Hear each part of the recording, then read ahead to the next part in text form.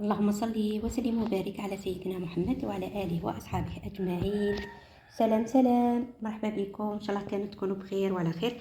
اليوم حنتقاسم مع خياتي واحد الوصفة بزاف هايلة، خاصة رانا في الفترة تاع الاختبارات. الله ينجح كامل أولاد المسلمين. شوفوا بزاف هذه الحلوة سهلة يا البنات وخفيفة ظريفة، قهوة العصر، وماش راح تدي معكم بزاف مقادير وعملية، وفي نفس الوقت ما تضيعش الوقت. 20 دقيقة راكي خدمتيها وتتحصلي على هذه الحلوة تجي بزاف هايله. هنا التزيين راح يقعد اختياري البنات، واش عندك في المنزل تاعك استعملي. انا استعملت هنا معجون تاع المشماش، وهنا تقدري تستبدلي المعجون بالشيكولا. شوفوا قطعت لي كميه ما شاء الله يتقهواو بها اوليداتكم. ان شاء الله تعجبكم يا البنات. ما تنسونيش فقط بالبارطاج يا البنات، بارطاج واللايك للوصفه، اللايك والتعليق محفز منكم اذا حبيتوا طبعا. ولكم تفضلوا نشوفوا كيفاش حضرنا الوصفه تاعنا لنهار اليوم. قبل كل شيء نروحوا نقسموها هكذا باه نشوفوا الحلوه تاعنا كيفاش خرجت. شوفوا يا البنات جات بزاف هايله، ان شاء الله تجربوها وتعجبكم. عندي هنايا 2 حبات بيض، ونحط عليهم نص الكاس تاع السكر، ونضيف لها القرصه تاع الملح، وعندي نص الكاس تاع الزيت، وعندي هنا ملعقه لافاني.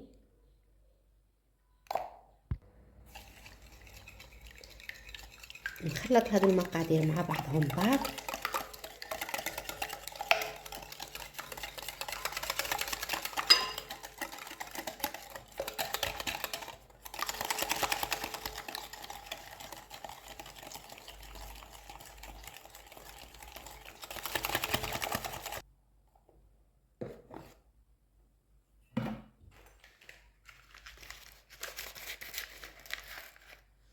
وعندي هنا 5 غرام تاع خميره تاع حلويات، 5 غرام تكفيني.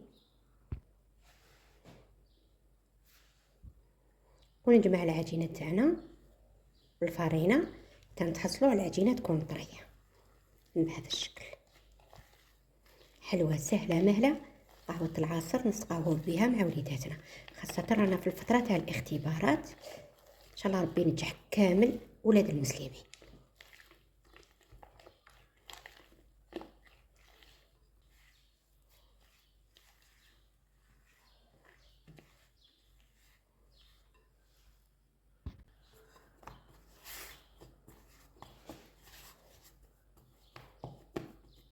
هذه العجينه اللي نتحصلوا عليها البنات تكون هكذا طريه.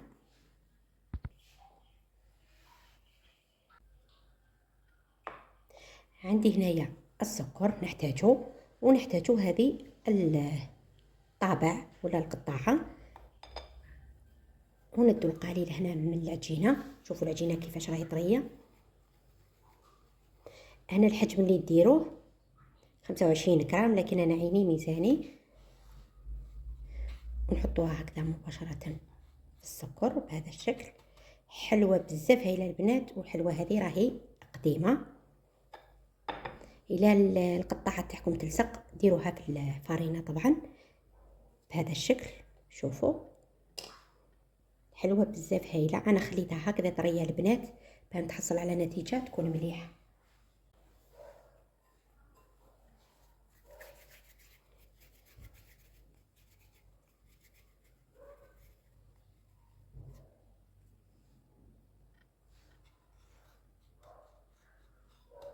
رمدوها هكذا مليح السكر، ومن بعد نجيبو الطابع تاعنا ونطبعوها بهذا الشكل. تعطينا هذا الشكل اللي راكم تشوفوا فيه. شوفوا تخرج بزاف هايله.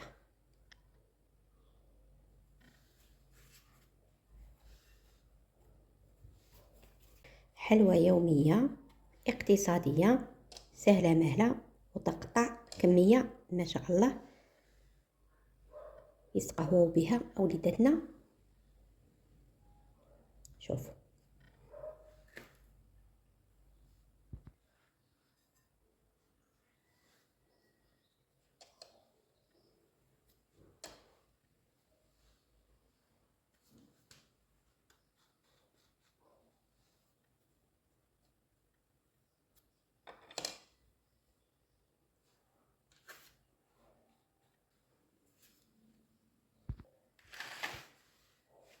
هذه هي النتيجه. نحطها طيب ونعاودو نرجعو. شوفوا الحلوه تاعنا بعد ما طابت طايبه من التحت ومن الفوق، يا البنات جات بزاف هايله. هنا نزينها تزيين خفيف. شوفوا عندي هنايا معجون تاع المشماش، حركته فقط مليح باين ينطلق ما يبقاش هكذاك جامد.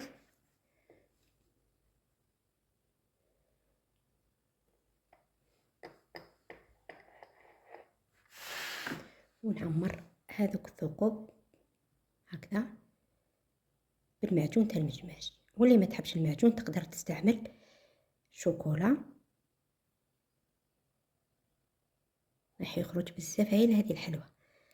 جربوها البنات، سهله مهله وخفيفه وما تديش مقادير بزاف واقتصاديه. من احسن منها هكا بنينه مع لاتاي مع العشيه. ما نحكي لكمش على البنات تاعها، خاصه اللي يحبوا الحلويات يجوا مقرمشين.